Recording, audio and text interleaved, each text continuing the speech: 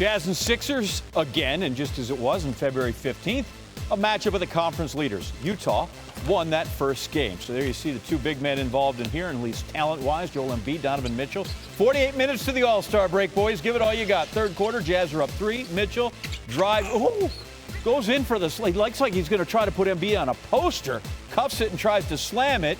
Doesn't get that, but does get 2 in the foul. 89-84 headed to the fourth. Jazz 25-0 when leading after the third quarter. That seems to bode well, except Embiid finishes off that one with a slam.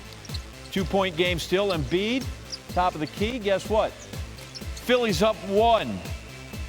Same numbers. Here comes Mitchell. High in the arc. They give you 3 from there. He had 33 in the game. 2-point lead for Utah. The Jazz quintet. Mike Conley. Bojan Bogdanovic for 3. And the Jazz back up 3. 2 minutes to go. It's now a 5-point margin. Embiid drives on Gobert. Offensive foul. No call, nothing there. All we got is 2 points for Embiid. Puts his shoulder down, pushes him. No whistle, nothing happening. We're all good. Sixers down 3. Mitchell. I mean, where's somebody to go ahead and get that? Follow up by Bogdanovic. Clear path to the basket. Embiid tried, couldn't get it. Embiid now, 12 seconds to go. We're down to 10. Steps out, fires that. Well guarded, but the big man at 7-1 drops the 3, ties it at 118. 5 seconds left. We go the other way off the inbound. Conley got a look at it and rattles around. No, doesn't get the members, bounce on the row. We look at Embiid one more time. I mean, that's just a big dude with a sweet shot from out there. 118 apiece. Embiid 39 through regulation. In overtime, Tobias Harris, former Bucksman, comes through. Here he finishes. Gets it up and in. 2-point lead. Sixers basically had their way with him in the extra 5 minutes. Harris again, baseline over Royce O'Neal. He had 22. Minute to play. Harris, miss. Ben Simmons, put back, no. All right, Embiid, and he's fouled. Somebody learn how to play this game. Jazz not happy with that. Embiid points at Mitchell. Embiid's dunk doesn't clear the rim. Foul's called on Gobert, and Embiid he points at Mitchell and signals a technical foul, and lo and behold, Mitchell got teed up. I didn't know you could ask for these things, and then there you go. I guess when you're all-stars, this happens. Mitchell then, 40 seconds to go, shoots the corner 3, no.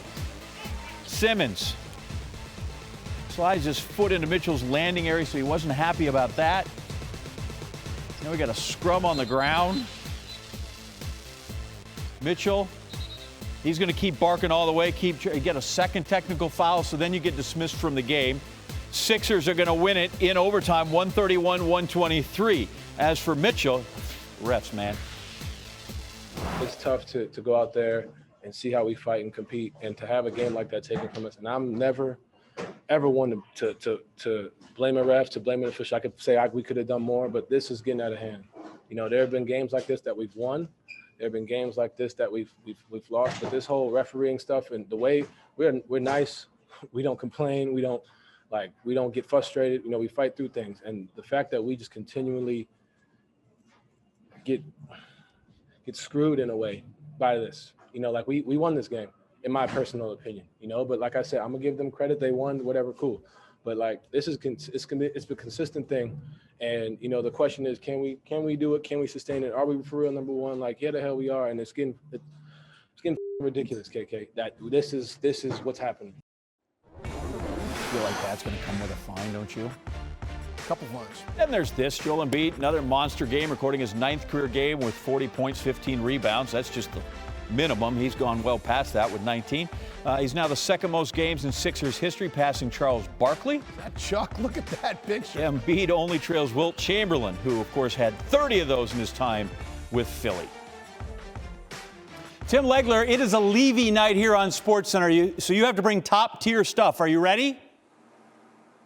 I'm ready to roll. Let's do it. All right, in games like this, really important big games, it helps to either have the best player or the player who plays the best. And in Philly's case, they had them both, and it was Joel Embiid. Yeah, they did. And look, this is a guy that is getting some talk right now for MVP, but I was on this a few weeks ago.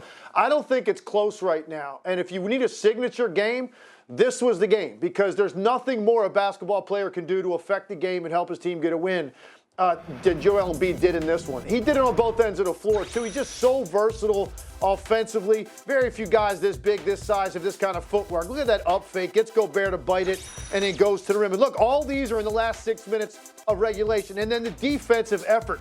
Not just the first one on Mitchell to make a miss, but to hit the ground, go back up, and get the block on Rudy Gobert at the rim. And then the ensuing possession, how about a 7'1", 270-pound guy just trailing the break and hitting a big three? But this is where, John, he really separates himself from anybody else in the league right now. He's unguardable in the post one-on-one. He makes quick work of Gobert, a two-time Defensive Player of the Year there.